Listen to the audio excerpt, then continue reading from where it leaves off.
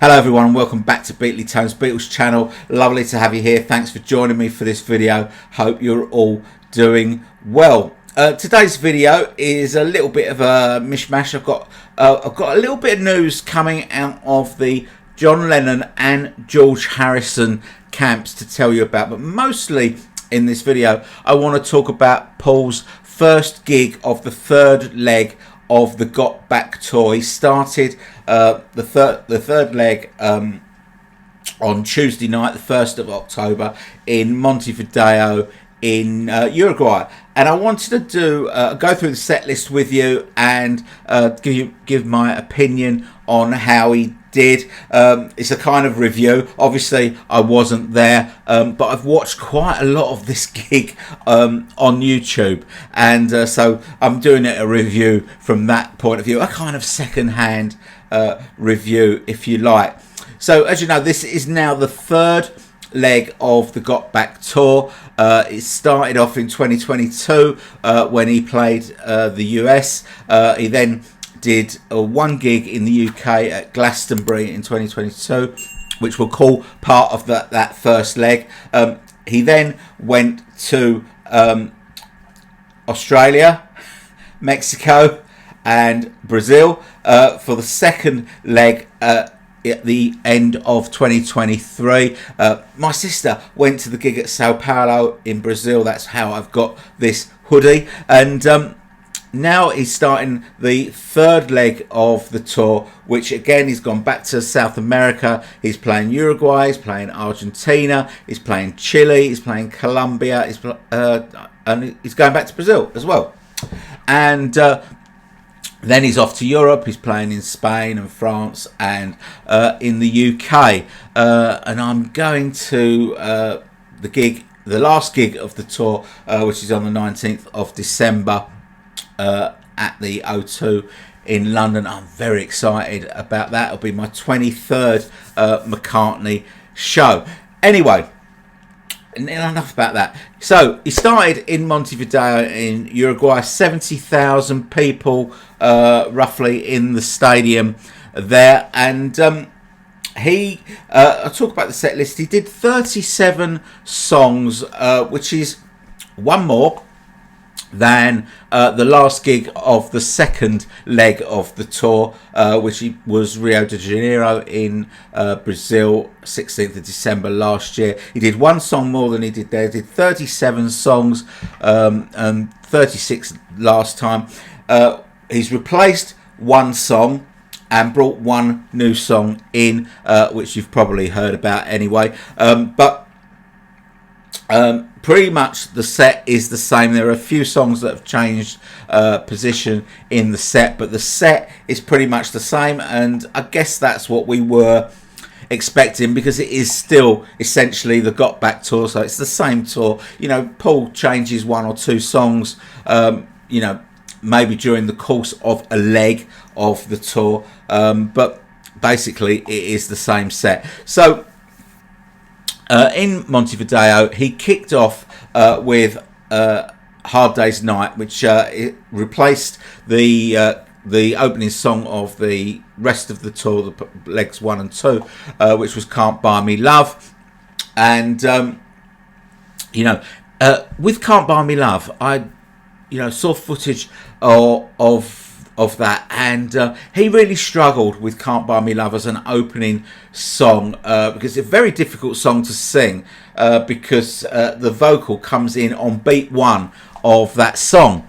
And normally I think that when Paul does gigs, he normally needs about 3 or 4 songs to get his larynx going, to get his voice going. He always seems to struggle first 2 or 3 songs or whatever, and he needs to sing to get his vocals going. But when we saw him at Glastonbury, he absolutely hit it spot on with Can't Buy Me Love, which he didn't really do on the US leg of the tour. Well, Hard Day's Night on this tour, absolutely spot on. He sounded brilliant. Not that you could hear his voice that much. The video that I saw you could hear I mean, you could hear him, but you couldn't hear him that clearly because the whole stadium was singing along with him. Absolutely fantastic, and a great, great opening song for the gig. He then went into Junior's Farm and then Letting Go, not Let It Go, Letting Go. And he then went into She's a Woman. These are quite a deep cut, I suppose, and absolutely nailed it as well. Saw a video of that, did really well on that song. Then went to Gotta Get You Into My Life from Revolver. He has got a live horn section again on this tour, which was great to see. Track 6, unfortunately, is still Come On To Me from Egypt Station. I can't bear that song. I could really do without that one. He then went into Let Me Roll It with Foxy Lady, added on to the end, the Jimi Hendrix song. Yeah, Let Me Roll It. We've heard it so many times, but he keeps it in the set because it's such a good song. That is the reason. It's such a good song. He then goes into Getting Better from Sgt. Pepper.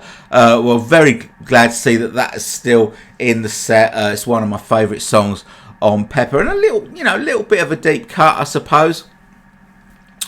He then did Let Him In from Speed of Sound, and then My Valentine was song 10. That has moved up the set list a little bit. It was song 12 in Rio de Janeiro, and it's again, it's not a great song for me, but he did it well. That next song was 1985 from Band on the Run, and this is a song that he struggles with a little bit, I think. But just sort of a word about his vocals. He's 82 years old now, and it would be utterly ridiculous to think that his voice is going to be as good as it was when he was 22, for example. But Paul goes out there and he just gives it his everything, and a lot of people still use his voice as an easy target to have a pop at him. He should retire.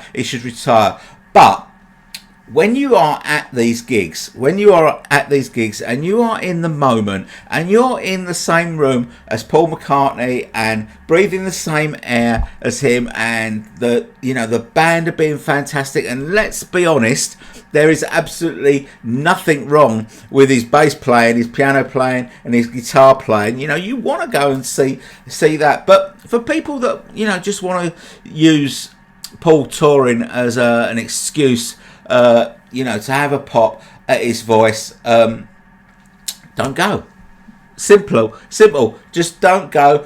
Stay at home. Listen to the records because his voice is fantastic on the records. Don't go. But when you are in the moment and you're at the gig and he is giving it everything, it doesn't matter if he misses a note or so or whatever. It is just an absolute joy to be in the same room witnessing the show, because Paul McCartney's shows are a kind of a nostalgia trip, and they're pretty emotional as well, and it doesn't really matter. Okay, song 12 was Maybe I'm Amazed. Now this is a song that he has struggled with in the past vocally, and I did see this. I saw a video of this, and the first verse of that, where it's just him at the piano. And I will say this about all the videos that I've seen. The sounded absolutely phenomenal. Now, normally when you watch fan-made videos that they've taken on their phone, they don't always sound that great. Because of the compression and stuff like that that the phones do when they take videos and that sort of stuff. They don't always sound great, but all the videos that I saw, the sound sounded phenomenal. At the beginning of Maybe I'm Amazed, the tone of Paul's piano Absolutely beautiful, sounded amazing, and that first verse where it's just him and the piano, the band hasn't sort of kicked in yet. He did struggle with the vocal on that, but you know what?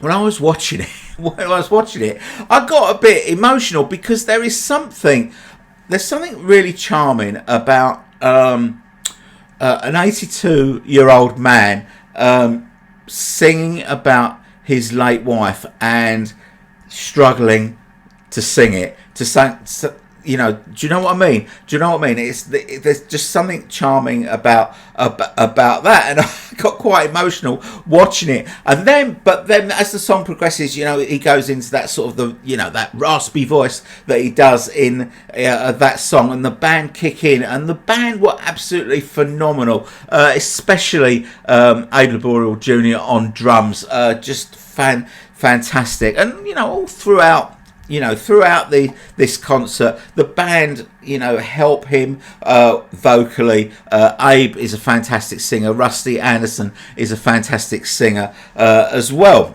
We then go into a little bit of it's not really an acoustic set, but Paul plays acoustic guitar on quite a few songs in this next sort of section. He does I've Seen a Face, saw a video of that. He did great. Next one was In Spite of All the Danger, another song that I could really do without. And then he goes into Love Me Do. Then the mandolin comes out and he plays Dance Tonight from Memory Always Full. Blackbird. And then Here Today, where he kind of goes up on a sort of a raised sort of platform. And that is, again, another song that he has struggled with in the past. Not on Tuesday, he didn't.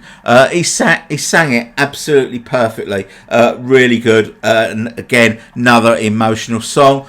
And talking of emotional songs, the next song, which is song 19 in the set, we heard rumours that he had been rehearsing it the night before. We weren't in that rehearsal. He did songs that were from the gig and ones that he does in the sound check that he performs for VIP ticket holders, where he does like an hour set of just songs that aren't generally in the set.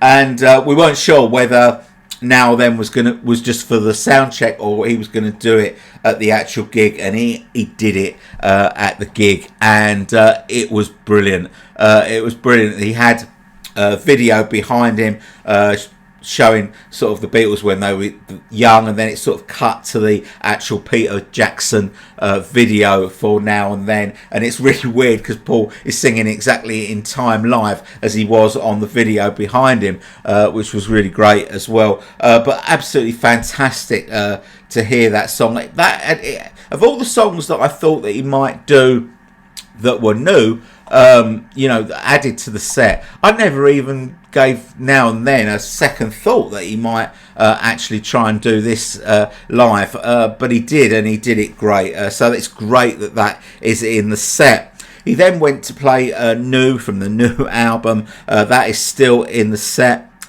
Lady Madonna followed, then Jet.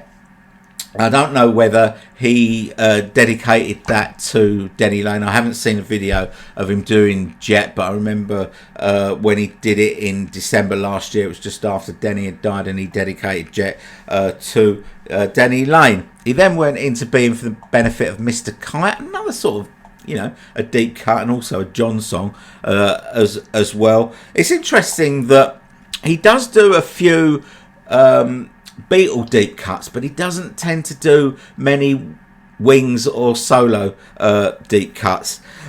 Next song up was Something, the usual arrangement where he starts on the ukulele, and then when it gets to the solo, the whole band kick in, and that is just such a moment in the gig when that whole band come in and Rusty plays George's solo. Next song was Obladi Oblada. Not my favourite song on the White Album, one of my least favourites, to be honest. But again, this is another moment, I think, during the show, because it's not the greatest of songs, but it's a it's a jolly song, and everyone in the audience was singing along to it. And again, when you're in that moment, it doesn't really matter that it's Oh Bloody Bloody, because you're just having a great time. So Oh Bloody was the next song. Then he followed that with Band on the Run. Then Get Back. Now, out of all the video footage that I've seen of the gig in Montevideo, Get Back was the only one that I thought he's really struggling vocally with this one. He then did Let It Be, Live and Let Die with all the pyrotechnics, and then Hey Jude, and then he goes off for the Encore. Now, when I knew that or thought that Now and Then was going to be in the set, I thought it might be at the expense of I've Got a Feeling, because on the previous legs of the Got Back tour and Glastonbury, he's done I've Got a Feeling, and he had had John on the screen behind him, from the rooftop concert, doing Everyone Had a Hard Year, his part in that song, and he kind of turns round and he watches John while he's doing it. Now, I was really hoping that this had not been dropped for Now and Then or something like that, and really pleased to see that this is still in the set, because unless you were at Glastonbury, which I wasn't, we haven't seen it in the UK yet. We haven't seen that that interaction between him and John on the screen. So I'm really glad that has survived. Birthday was next, then Sergeant Pepper, and then into Helter Skelter. Saw video of this. Wix is playing electric guitar on this to sort of add to the cacophony of guitars on that song, and Paul absolutely nailed it. He really went for it and leathered it. Absolutely brilliant. It then slows down. Golden Summers, Carry That Weight, the end, and then he was gone. And it looks, from all the footage that I've seen, he did a really, really good gig. And I have to say that, his voice is sounding much better now than it was on that first leg, the US leg of this Got Back tour. Now, summing up what he did 23 Beatles songs, which is a little bit Beatle heavy for me. But he only did 8 Wing songs and only 6 solo songs, and I say it's a little bit Beatle heavy for me, but looking around YouTube and people that were at the gig in Montevideo, they're posting the videos, they're all posting Beatles songs. There's not that many videos out there of some of the solo songs or the Wings songs. All the people that are going are posting Beatles songs, which kind of proves that that Paul is right with his his Beatle heavy set, because there are going to be hardcore fans at every gig, people that have been to loads of gigs that have seen all these songs numerous times. But I would say that when you're playing a stadium, probably the majority, or maybe 50%, 60% of fans have probably never seen Paul before. And if you're going to see Paul because you're a casual, you kind of like the Beatles, you kind of like Wings, and if you're going and you don't hear Hey Jude or Let It Be, then you're going to be a little bit shortchanged. There are going to be people walking away from that gig at Montevideo and saying, why didn't he play yesterday? Why didn't he play yesterday? I wanted him to play yesterday. Whereas sort of hardcore fans have seen him play yesterday lots of times and, are quite okay with it not being in the set. Although most of them would probably prefer it to be in the set than come on to me. But anyway, that's another matter. So I think the tour has kicked off really well. I'm really glad that he is he's singing well, and really looking forward to seeing him on the 19th of December in London. Obviously, I would love him to play backseat of my car. I'd love him to play London Town in London Town. It's one of my favourite songs from the Wings era, and I would absolutely love it. But there is absolutely no chance whatsoever of him playing it. I mean, my mate Dino V, he did a similar video to this, and in which he did an impersonation of me, which I was actually pissing myself watching it. Actually, really good, Dino. But Dino said that he wanted him to do silly love songs, and you know, I just don't think that will ever happen, because without Linda, Linda is such an integral part of that song. It just wouldn't be the same. It just wouldn't be the same. So it's probably better left as it is. We've got the Wings at the Speed of Sound version. We've got the Wings over America version. Let's leave it at that, and with happy memories. So, you know, a great set. Performed really well.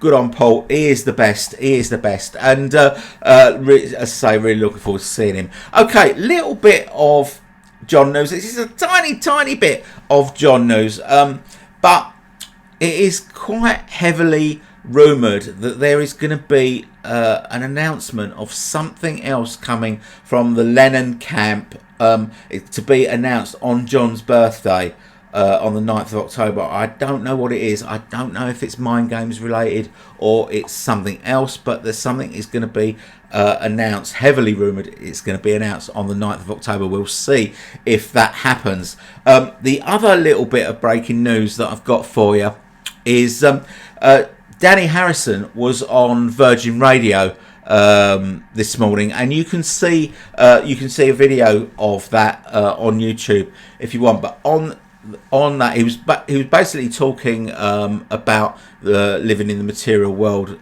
reissue, and what he also kind of let slip and talked about it was that Peter Jackson is working on revamping, cleaning up a concert for Bangladesh. Not sure how that is going to manifest itself, whether it's going to be released in physical format or it's just going to be streamed. I don't know, but there is a buffed up version of Concert for Bangladesh on the way, confirmed by Danny Harrison this morning on Virgin Radio. Obviously, as soon as the John news is confirmed, you will hear about it here.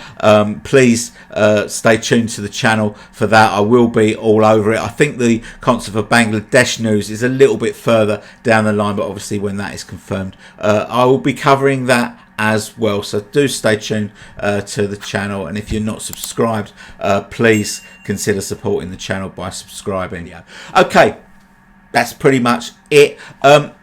If you are going to the Got Back tour, any of the venues on the third leg of the Got Back tour, please tell me down in the comments which show you're going to. Everyone else, you know, whether you're going or not, tell me what you think of the set. I'd love to hear from you. You know, I'll read all your comments. I will respond to all your comments if they want responding to.